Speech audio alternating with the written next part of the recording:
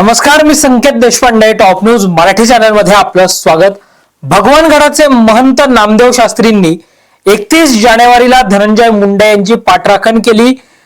धनंजय मुंडेंच्या पाठीशी भगवानगड ठामपणे उभा आहे असं म्हटलं आणि नामदेव शास्त्रींच्या या भूमिकेचे महाराष्ट्रभर पडसाद उमटताना आपल्याला पाहायला मिळाले.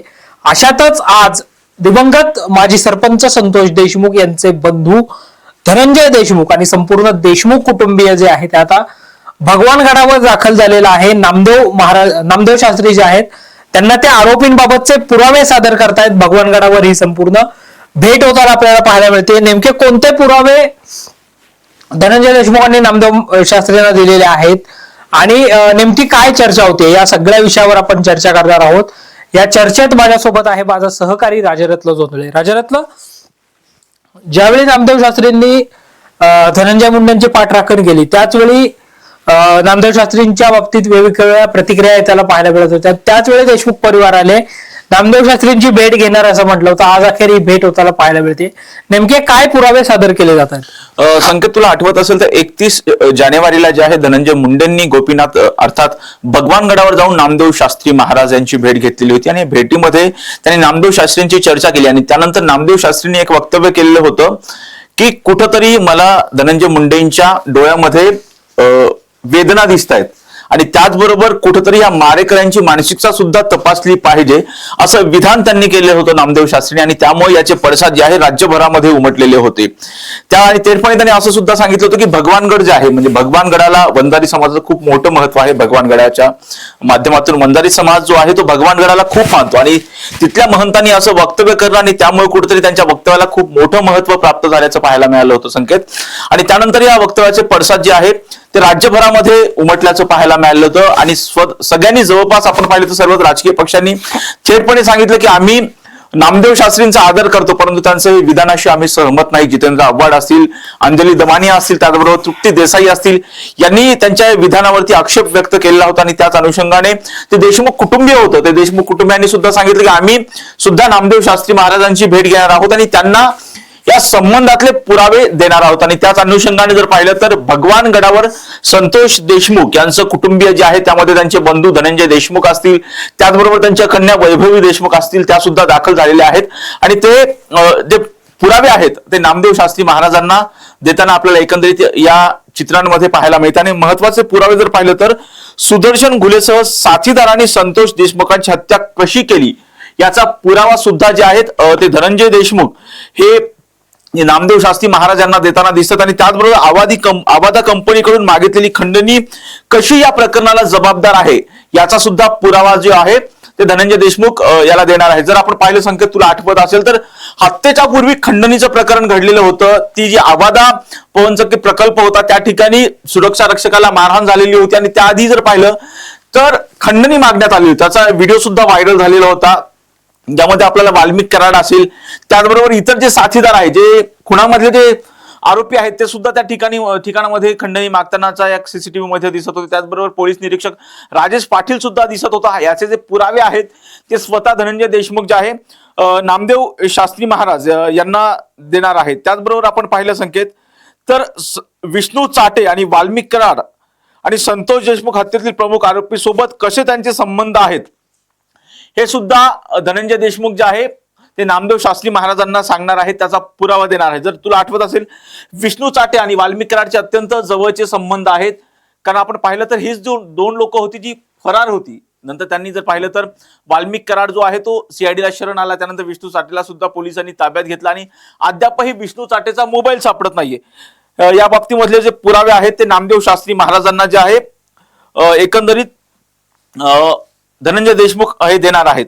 त्याचबरोबर जर आपण पाहिलं तर तिसरा पुरावा जो आहे संकेत तो म्हणजे मसाजोगचे सरपंच संतोष देशमुखांना किती क्रूरपणे मारलं आणि हे प्रकरण किती भयंकर आहे. जर तुला आठवत असेल तर हे ज्यावेळी संतोष देशमुखांना मारहाण करण्यात आली, त्यांची हत्या करण्यात आली, त्यावेळी जर पाहिलं तर त्याचे काही व्हिडिओ समाज माध्यमांवरती व्हायरल झालेले होते, त्याचे फोटो जे आहे समाज माध्यमांवरती व्हायरल झाले होते. त्याचबरोबर मोकारपंथी ग्रुपवरती व्हिडिओ कॉल सुद्धा करण्यात आलेला होता ज्यावेळी संतोष देशमुखांना मारहाण होत होती. त्याचा सुद्धा पुरावा जो आहे तो नामदेव शास्त्री महाराजांना देण्यात येणार आहे. त्याचबरोबर संतोष देशमुखांच्या अपहरणाच्या वेळी धनंजय देशमुख आणि विष्णू चाटेमध्ये झालेल्या संवादाची माहिती सुद्धा जी आहे नामदेव शास्त्री महाराजांना देण्यात येणार आहे. त्याचबरोबर सुदर्शन घुलेसह साथीदारांनी पवनचक्की प्रकल्पावर अशोक सोनवणे नावाच्या गार्डला कशा पद्धतीनं मारहाण केलेली होती त्याचा सुद्धा पुरावा जो आहे तो धनंजय देशमुख जो आहे ते नामदेव शास्त्री महाराजांना देणार आहे. जर संकेत तुला आठवत असेल तर 6 तारखेला ज्यावेळी आबादा पवनचक्की प्रकल्पावरती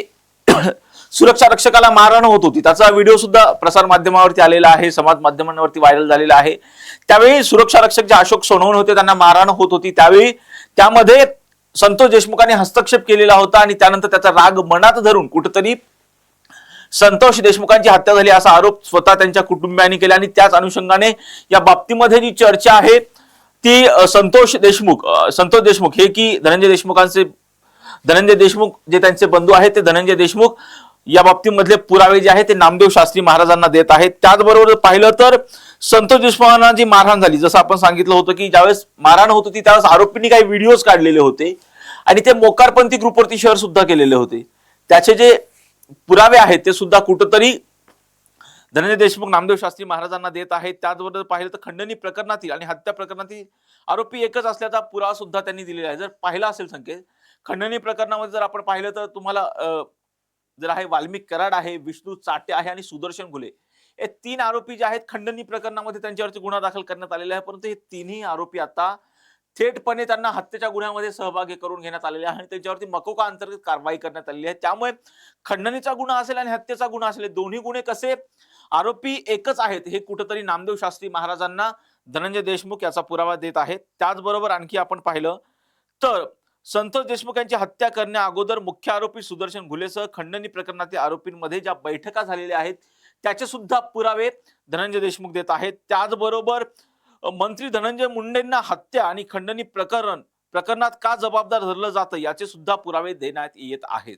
आता हे खूप महत्वाचं आहे कारण धनंजय मुंडेंवरती सातत्याने संतोष देशमुख कुटुंबियांनी आरोप केलेला आहे की धनंजय मुंडे कुठेतरी वाल्मिक कराडला पाठीशी घालतायत, कुठेतरी धनंजय मुंडेंचा कुठेतरी वाल्मिक कराडला आशीर्वाद आहे. त्या संदर्भामध्ये जर आपण पाहिलं तर त्याचे पुरावे सुद्धा कसा या प्रकरणाशी धनंजय मुंडेंचं कसं कनेक्शन आहे हे कुठेतरी धनंजय देशमुख नामदेव शास्त्री महाराजांना समजावून सांगण्याचा प्रयत्न करत आहेत. कारण महत्वाचं पाहिलं तर वारंवार कुठेतरी वाल्मिक कराड आणि धनंजय मुंडेंचे कसे आर्थिक हितसंबंध आहेत हे सुद्धा कुठेतरी या माध्यमातून धनंजय देशमुख जे आहेत ते त्यांना समजून सांगण्याचा प्रयत्न करत आहेत. त्याचबरोबर जर आपण पाहिलं तर संतोष देशमुख यांचा पीएम रिपोर्ट जो आहे तो सोशल मीडियावर सुद्धा व्हायरल झालेला आहे. त्यांच्या मारहाणीचे फोटो सुद्धा व्हायरल झालेले आहेत त्याचा सुद्धा पुरावा कुठेतरी आता धनंजय देशमुख नामदेव शास्त्री महाराजांना देत आहेत. त्याचबरोबर मकोका कारवाई आणि खंडणी प्रकरणातील आरोपी वाल्मिक कराड आणि मंत्री धनंजय मुंडे यांच्यामध्ये कशी व्यावसायिक भागीदारी आहे. जसं आपण सांगितलं की धनंजय मुंडेंची पत्नी असेल आणि त्याचबरोबर वाल्मिक कराड एकाच कंपनीवरती डिरेक्टर आहेत. हे कसे आर्थिक हितसंबंध आहेत त्याचा सुद्धा पुरावा कुठेतरी धनंजय देशमुख नामदेव शास्त्री महाराज यांना देत आहेत. त्याचबरोबर वाल्मिक कराडला वाचवण्यासाठी मंत्री धनंजय मुंडेंकडून प्रयत्न होत आहेत असा आरोप सुद्धा धनंजय देशमुखांनी केला आणि धनंजय मुंडे हे मंत्री असल्यामुळे तपास यंत्रणेवरती त्याचा कुठेतरी दबाव येतोय आणि त्याचा पुरावा सुद्धा एकंदरीत धनंजय देशमुख जे आहे ते नामदेव शास्त्री महाराज यांना देताना पाहायला मिळतात. खरं तर आता आपण पाहिलं होतं ज्यावेळेस नामदेव शास्त्री महाराजांनी कुठेतरी धनंजय मुंडेंची पाठराखण केलेली होती, सांगितलं होतं की हा मुलगा राजकारणी घरातून येतो, या मुलावर कसल्याही प्रकारची गुन्हेगारी पार्श्वभूमी नाही, मुद्दाम त्याला या प्रकरणामध्ये गवल्या जाते असं मला माहिती, असं सुद्धा नामदेव शास्त्री महाराजांनी सांगितलं होतं. त्यामुळे त्यांच्यावरती चौफेर टीका झालेली होती आणि स्वतः त्यामुळेच संतोष देशमुखांचं कुटुंबीय आता नामदेव शास्त्री महाराजांची भेट घेऊन त्यांना या प्रकरणातील सर्व पुरावे सादर करत आहे आणि हे भगवानगडावरती या बाबतीमध्ये सविस्तर चर्चा सुद्धा सुरू आहे. भगवानगडावर एकंदरीतच राजरत्न तू सांगितलं तसं सविस्तर आणि विस्तृत चर्चा सुरू आहे. 12 पुरावे तू जे सांगितलेस ते 12 पुरावे धनंजय देशमुख हे भगवानगडावर आज सादर करताना आपल्याला पाहायला मिळत आहेत. महंत नामदेव शास्त्री आणि धनंजय देशमुखांमध्ये सध्या चर्चा देखील सुरू असल्याचं राजरत्न आपल्याला पाहायला मिळतंय आणि एक प्रिंटआउटच त्यांनी या सगळ्या प्रकरणामध्ये म्हणजे कशा आरोपींना मदत केलेली आहे किंवा कसा संतोष देशमुखांची अतिशय अमानवी आणि निर्घृण पद्धतीने हत्या झालेली आहे याची प्रिंटआउट पेपर्स जे आहेत ते देखील तिथे ते नामदेव शास्त्रींना आता सादर करताना राजरत्न आपल्याला पाहायला मिळत आहेत. आणि नामदेव शास्त्रींचं या सगळ्यातलं एक महत्वाचं स्टेटमेंट देखील आता आलेलं आहे की गड जो आहे म्हणजे जे नामदेव शास्त्री म्हणत होते की धनंजय मुंडेंच्या पाठीशी भगवान गड आहे, त्या नामदेव शास्त्रींनी आज अशी प्रतिक्रिया दिलेली आहे धनंजय देशमुखांसमोर की गड जो आहे म्हणजे भगवान गड जो आहे तो कुठल्याही आरोपींचं समर्थन करणार नाही, आरोपींना कठोरातली कठोर शिक्षा जी आहे ती व्हायला पाहिजे. राजरत्न याच नामदेव शास्त्रींनी खंडणी मागितल्यानंतर जर आपण पाहिलं तर खंडणी मागणाऱ्यांची मानसिकता देखील तपासली पाहिजे असं विधान केलं होतं आणि आज हे विधान येताना पाहायला मिळतंय. कुठेतरी त्यावेळेस त्यांनी सांगितलं होतं जे खंडणी मागणारे आरोपी आहेत, हत्येचे जे आरोपी आहेत, त्यांची कुठेतरी मानसिकता तपासली पाहिजे.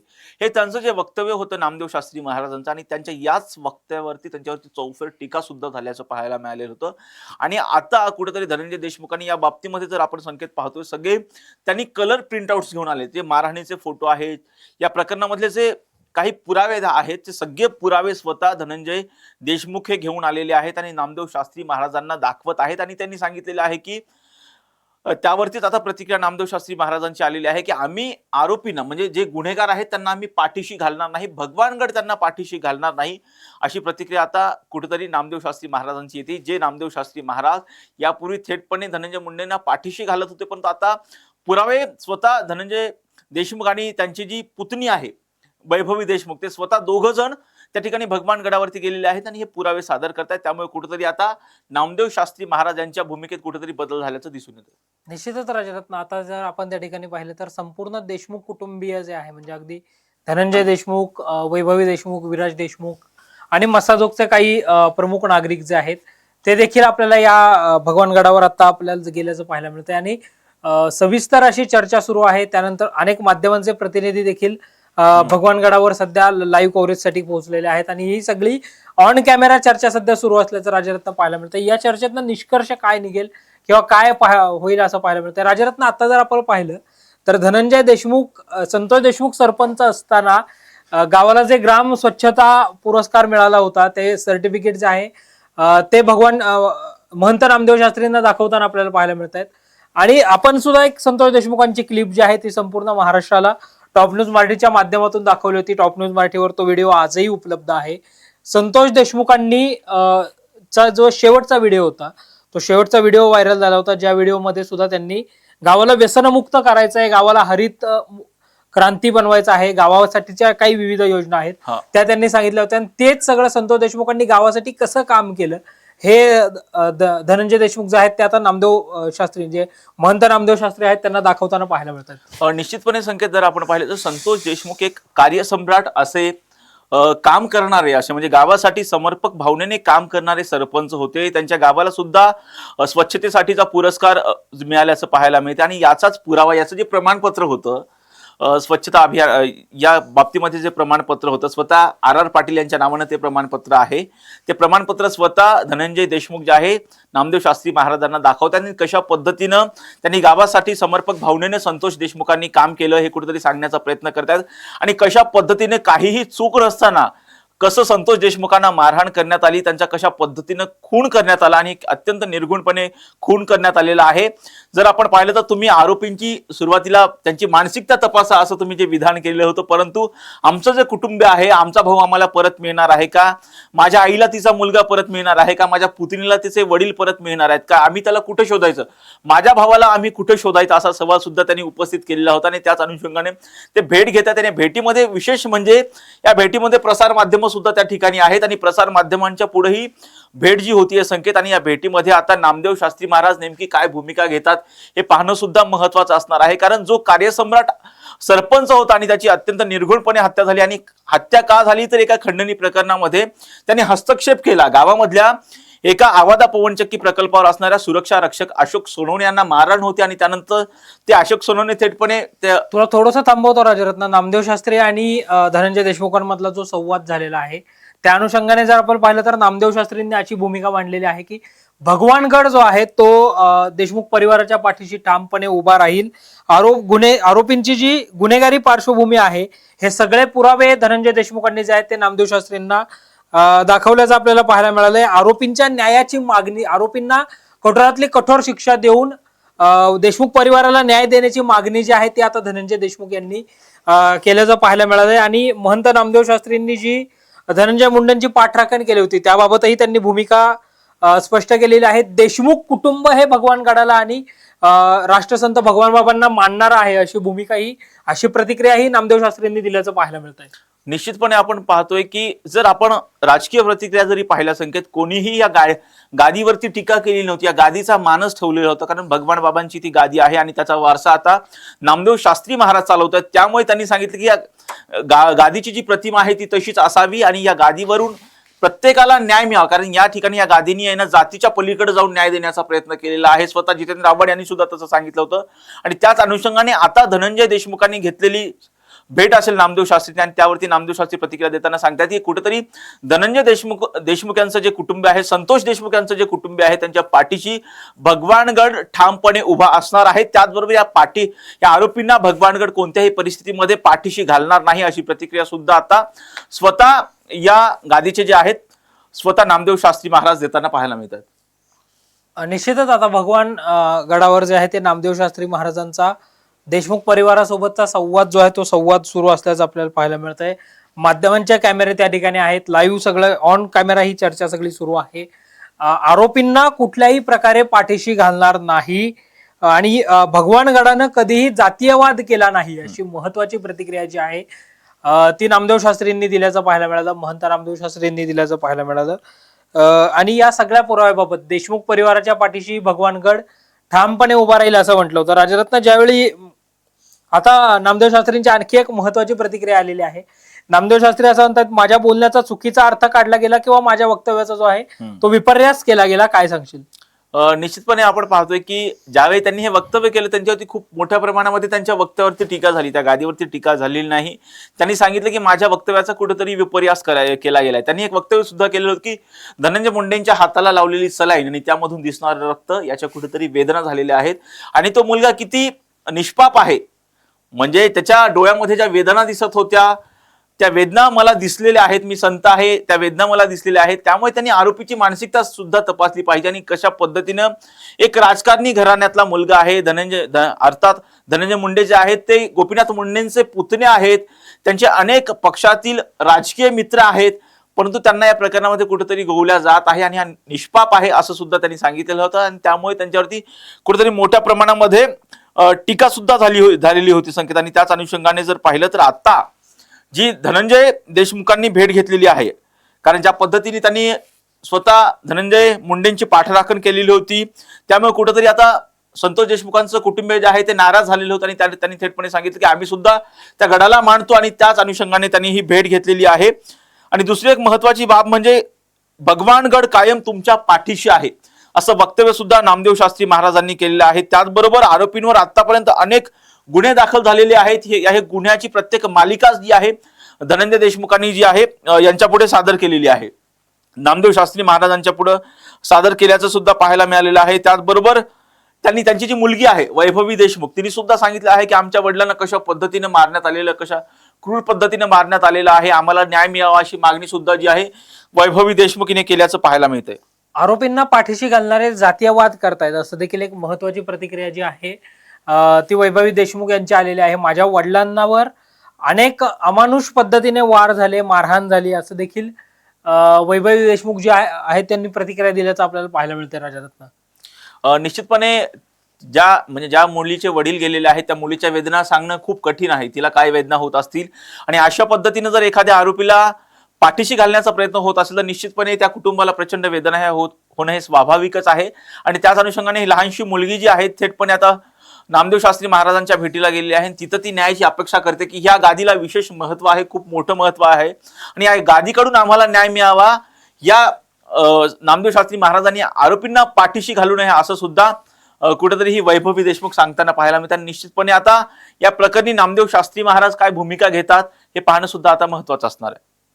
पोलिसांनी जर वेळीच अॅट्रॉसिटी दाखल केली असती तर माझा भाऊ जिवंत असता अशी महत्वाची प्रतिक्रिया जी आहे ती धनंजय देशमुख यांनी दिल्याचं पाहायला मिळतं. म्हणजे राजरत्न, 6 डिसेंबरला ज्यावेळी आवाजा पवन चक्कीच्या जे सुरक्षा रक्षक होते त्यांना ज्यावेळी मारहाण झाली, बहुतेक सोनवणे असं अशोक सोनवणे त्यांना ज्यावेळी त्या ठिकाणी मारहाण झाली होती तर त्यावेळीच जर पोलिसांनी योग्य ते ऍक्शन घेतली असती, पोलिसांनी जर अॅट्रॉसिटीचा गुन्हा दाखल केला असता तर आज संतोष देशमुख आपल्यामध्ये असते, संतोष देशमुख जिवंत असते असं धनंजय देशमुखांनी भगवानगडावर प्रतिक्रिया व्यक्त केल्याचं पाहायला मिळालं. निश्चितपणे संकेत जर आपण पाहतो की 6 डिसेंबरला जी आवाजा पवनचक्की प्रकल्पावरती जी सुरक्षा रक्षकाला मारहाण झालेली होती ते मागासवर्गीय कुटुंबांनी येतात अशोक सोनवणे.